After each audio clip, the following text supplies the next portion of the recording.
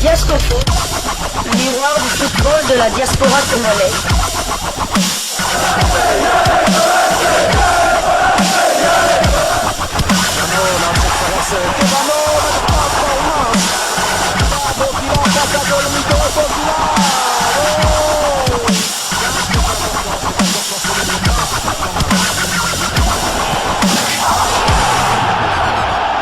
Diasco Foot, le miroir du football de la diaspora congolaise. Vous êtes sur Diasco Foot, le miroir du football de la diaspora congolaise. Diasco Foot vous dit bonjour, tout le plaisir est pour nous de vous retrouver, mais surtout de savoir que vous êtes nombreux en train de suivre votre chaîne YouTube dédiée uniquement aux footballeurs de la diaspora congolaise.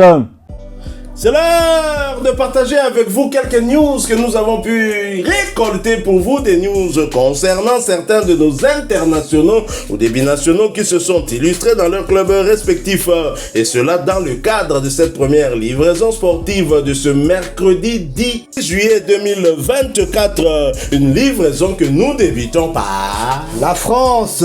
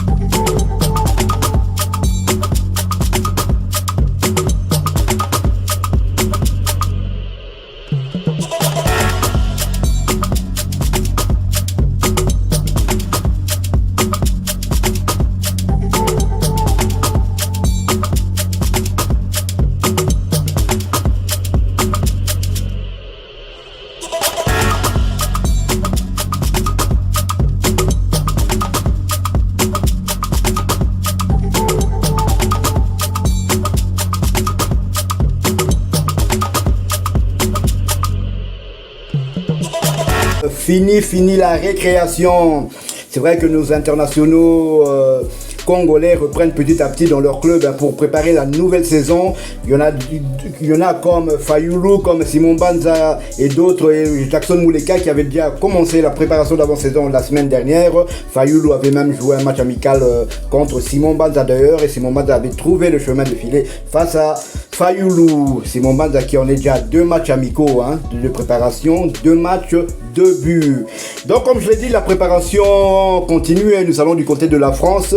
Gaël Kakuta dans son club de d'Amiens a retrouvé le chemin des pelouses, les pelouses françaises. Donc Gaël Kakuta, on ne sait toujours pas si il va continuer l'aventure avec son club d'Amiens ou bien s'il ira voir si l'herbe est plus verte ailleurs, pardon. C'est vrai qu'il avait des envies de départ. Et de côté de Montpellier, Dimitri Berthaud, le gardien international congolais, a aussi repris avec son club formateur Dimitri Berthaud, qui était, comme vous le savez bien, titulaire lors des 3 dernières rencontres de championnat, c'est-à-dire face à Toulouse, à Monaco et à Lens. Donc il y a eu une victoire, une défaite face à Monaco et un match nul. Dimitri Berthaud, lors de ces 3 matchs, il s'était très très bien illustré. Si, malgré la défaite 2-0 face à Monaco, il avait réalisé 6 arrêts. Et une semaine plus tard, face à Lens, il avait encore fait mieux puisqu'il avait réalisé 10 arrêts. C'est ce qui fait de lui le 3e gardien de Montpellier qui a réalisé le plus d'arrêts dans un match. Donc il est dans le livre de record de son club formateur. Dimitri Berthaud, dont on ne sait toujours pas s'il va prolonger l'aventure du côté de Montpellier parce qu'il a des envies de départ. Comme on vous dit, l'appétit vient souvent en mangeant. Donc lui aussi il voit loin, il voit l'avenir, il voit l'équipe nationale. Et pour être en équipe nationale, pour être titulaire en équipe nationale, il faut être titulaire en club. C'est pour ça que à l'instant il est assis entre 2 chaises. Doit-il rester et jouer la carte à Montpellier en sachant que le titulaire, le est toujours là, ou bien doit-il aller voir ailleurs, ou bien peut-être descendre d'un échelon en Ligue 2 et être titulaire dans un club pour maximiser ses chances en équipe nationale. Nous allons suivre son dossier de très près. Nous allons du côté de la Turquie à Beşiktaş. C'est vrai que Muleka avait déjà commencé les préparations la semaine passée, mais Arthur Masuaku, vu qu'il avait joué 2 matchs avec l'équipe nationale, il avait eu une semaine de plus que les autres joueurs qui ne sont pas internationaux. Donc Arthur Masuaku a rejoint Muleka pour la préparation de la nouvelle saison. Samuel Essende du côté de l'Allemagne, fraîchement arrivé dans son nouveau club d'Augsbourg, lui aussi il a débuté la préparation d'avant-saison, mais Samuel Essende devra faire face à un concurrent de taille, le Béninois Mounier, qu'on avait vu d'ailleurs face à la RDC. D'ailleurs c'est lui qui avait marqué le but égalisateur après que Dieu merci Mbokani ait ouvert la marque lors des éliminatoires de la Coupe du Monde 2022. Donc le Béninois Mounier va concurrencer notre Essende national.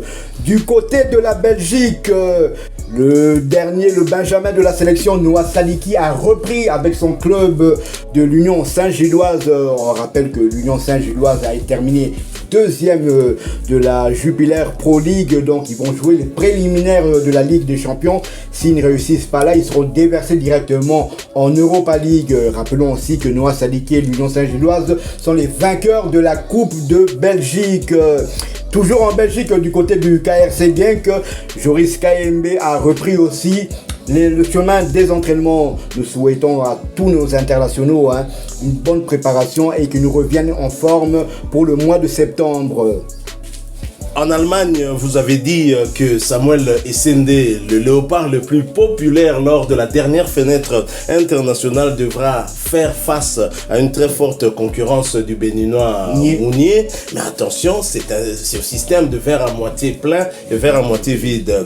L'international béninois devra faire face à une très très forte concurrence de Samuel Essende, 4e meilleur buteur du Portugal. To banga banga pete, to lenga lenga pete, pour la Moussala, et surtout ces 2 titularisations chez les Léopards aussi, bien sûr. Et il devra prouver quand même sur le terrain qu'il est à la hauteur de ce transfert. Alors nous quittons tous ces Léopards actuels avec le sélectionneur Sébastien Desabre pour aller parler d'un autre Léopard. Cette fois-ci nous allons du côté du Brésil où l'on jouait la 13e journée de Serie A brésilienne, championnat de première division étincelant. Le TGV Congolais Yannick Yala Bolazi n'a malheureusement pas suffi pour éviter la défaite et sauver Criciúma. Son équipe très remuant sur son côté.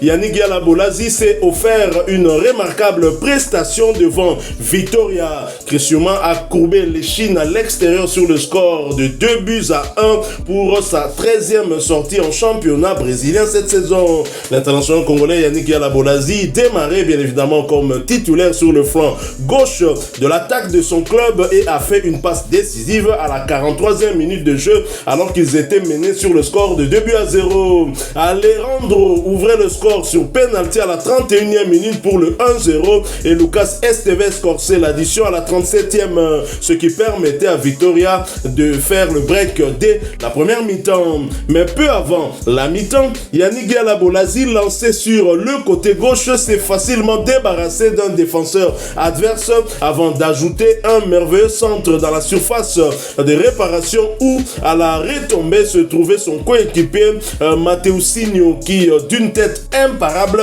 réussissait à réduire le score à 2-1 pour Criciúma. Le score restera ainsi inchangé jusqu'au terme du match et Yannick Galabolazi qui était bien évidemment titulaire, il n'a pas pu disputer l'intégralité de ce match puisqu'il a été remplacé à la 75e minute de jeu. À noter qu'il s'agissait de sa deuxième titularisation consécutive, portant ainsi à 980 minutes son temps de jeu sur les 1467 minutes possibles.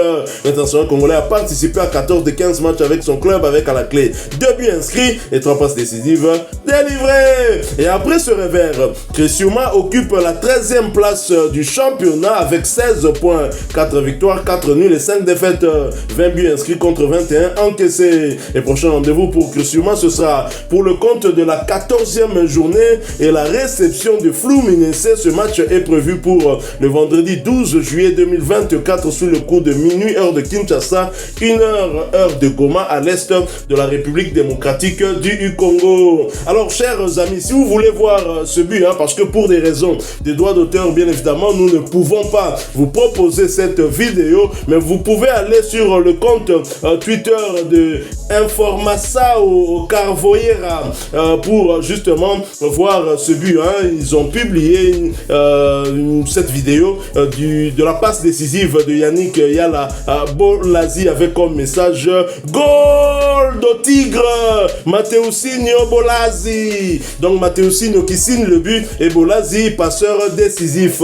Informação Carvoeira donc sur leur compte Twitter, vous pourrez voir ce magnifique but, Yannick Galabolazi décalé du côté gauche qui se débarrasse facilement de son défenseur qui le poursuivait en poussant le ballon beaucoup plus loin, un peu comme contre le Congo-Brazzaville lors de la réduction du score de Dieu merci Mbokani. D'ailleurs Yannick Galabolazi tellement fatigué ne pouvait même pas aller comme tous ses coéquipiers aller féliciter Dieu merci Mbokani pour cette réduction du score contre les Diables Rouges du Congo-Brazzaville. Donc Yannick Galabolazi qui reste égal à lui-même, mais les performances du club sont quand même mi-figue, mi-raisin puisqu'ils sont au bas du tableau. On espère qu'ils pourront se ressaisir et remporter d'autres victoires pour leur permettre de monter un peu. Il ne faut pas oublier que Criciúma est quand même un club promu. C'est pas facile dans un championnat où ils ont fort à faire comme contre des clubs comme Fluminense, justement leur prochain adversaire, et même contre des équipes comme Vasco da Gama et Internazionale. Ce ne sera vraiment pas facile. Voilà, nous sommes arrivés à la fin de ce tour d'horizon. Si vous l'avez aimé, laissez-nous un maximum de j'aime. Merci de partager avec nous en commentaire votre point de vue. Abonnez-vous sur cette chaîne Diasco Foot parce que nous sommes le miroir du football de la diaspora congolaise. Et n'oubliez pas d'activer la petite cloche de notification histoire de ne plus rien manquer des prochains sujets que nous allons vous proposer encore une fois. Merci à vous, avec espoir de vous retrouver bientôt dans un autre sujet d'actualité. En attendant, portez-vous bien et Diasco Foot vous dit au revoir.